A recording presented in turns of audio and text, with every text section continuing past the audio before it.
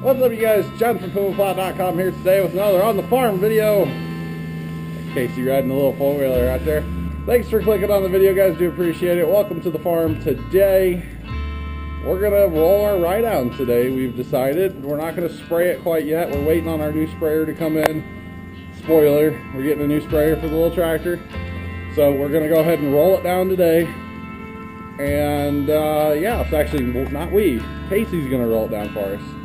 So let's get the little tractor out. So guys, this is our other Power King 1218. A little bit newer. Dad didn't sell this one either. We secured it from a place.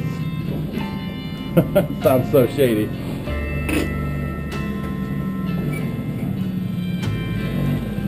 Not really as much of a fan of this tractor as I am the other one, but this one still gets the job done.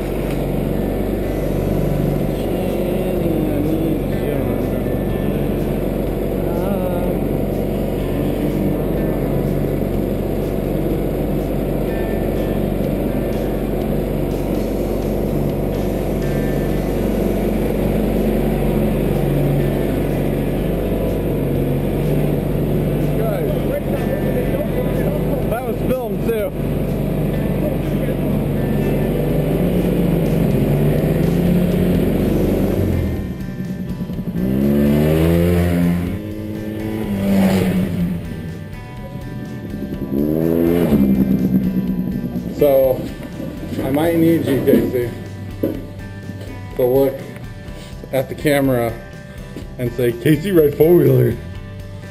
Casey, ride four-wheeler? Okay.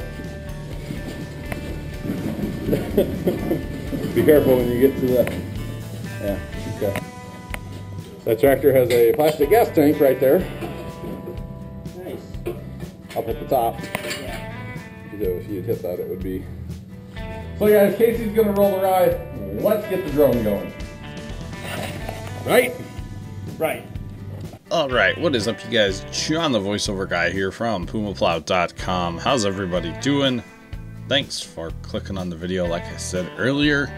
So, Casey is on our little Power King with our roller. This roller used to be about 8 feet wide, and it actually had a wooden tongue. Pretty old school. We got it from my dad's cousin, and at one point in time it was actually my dad's uncle. We made the little A-frame hitch to go on the front to pull behind our little tractors. We made it a little bit narrower, you know, knowing that we were going to be using it with the smaller tractor, so we didn't want it, you know, 8 feet wide or anything. Yeah, so if you know, it's kind of heavy, so behind these little tractors it's enough. So I sped this footage up a little bit. Casey's going to drive down the rye. And the reason we've decided, like I said before, we're getting a new sprayer. And the new sprayer only has about 18 inches of ground clearance from where your booms sit to where the ground is. It needs to be 18 inches off the ground. Our other one, you can go a little bit higher. And yeah, and really with all the rain and wind that we've been having, I mean, you can see this rye is not standing up like it should at all right now. Over there where he's at along the edge it's standing, you can see right next to him it's not. So I'm gonna go ahead and roll it down and kind of get it done. You can see Dad's been out tilling the garden. You can tell by a bunch of that's been tilled. I need to get you guys some footage. There's some sweet corns up there. Our potatoes are up. I keep forgetting to go take pictures of that or anything. So here you can see how he's rolling it down pretty good. Normally we would spray it first, then go out there with the roller and try to roll it down. I think we're gonna go to rolling it first. I like how it turned out. Obviously it's going to try to stand back up a little bit, not all of it, but some of it, just a smidge. So that is that basically, you know, we're gonna have to roll it down again. We need to actually go ahead and get it sprayed here soon because it's all headed out now and making rye, technically making rye now. And we don't really want like a second crop of rye to come up, because if we would just leave this out there and let it mature without like combining it, which we're not going to do because we want the straw to be there, it would give us mature rye and then it would come up again later this year. So don't really want that. If it happens a little bit, that's okay. And we do need to wait on the rye till it heads out to spray it. Otherwise it still is like in grass form and it will rot. The way it is now, it's kind of like a hay form almost. It'll give us good straw. If you spray it too early, it'll just rot away, and that's not what we want. So, you know, we have to wait until it heads out and turns into more of a straw-like material. There's like scientific, technical terms for all this, but we have to wait. That's just the way it is.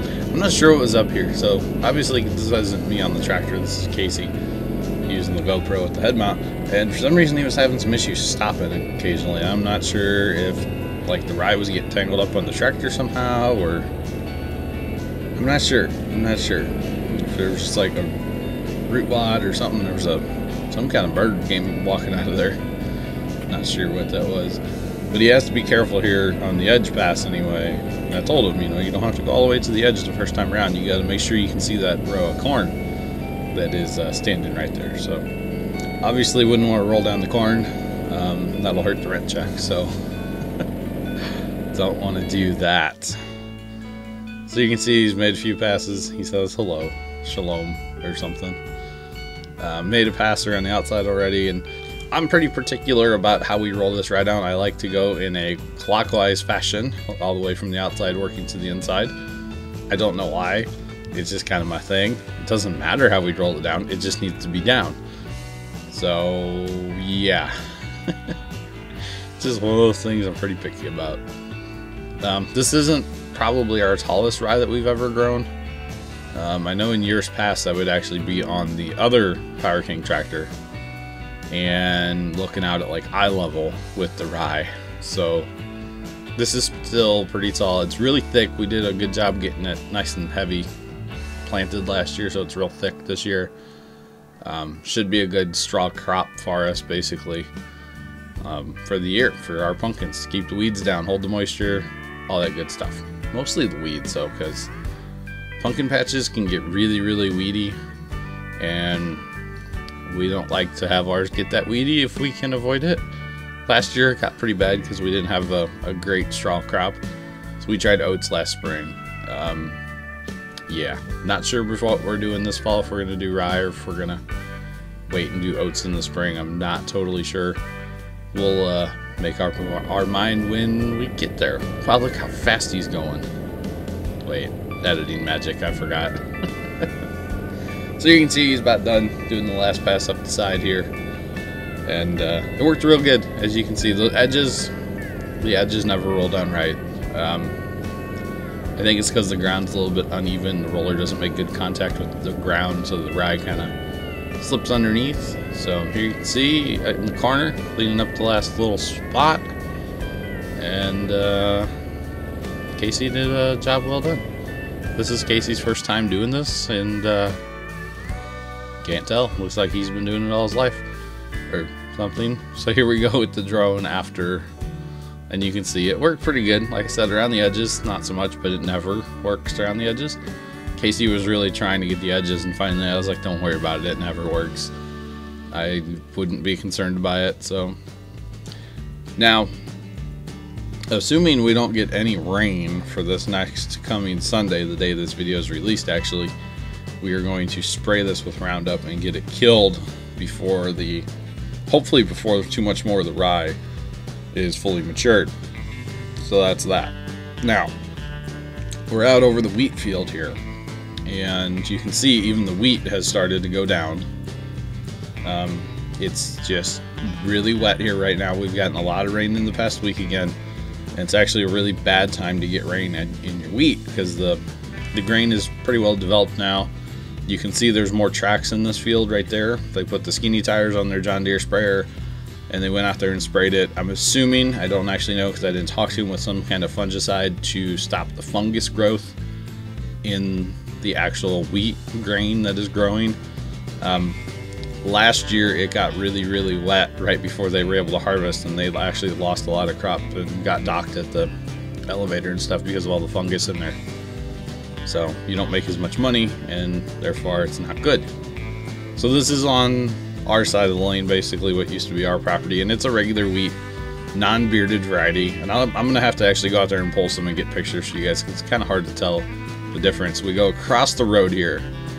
This is a bearded variety of wheat, so this would be the John variety with the beard, and it's like these little string things up by the actual grain itself. You can see it looks a little like fuzzy kind of compared to the other side.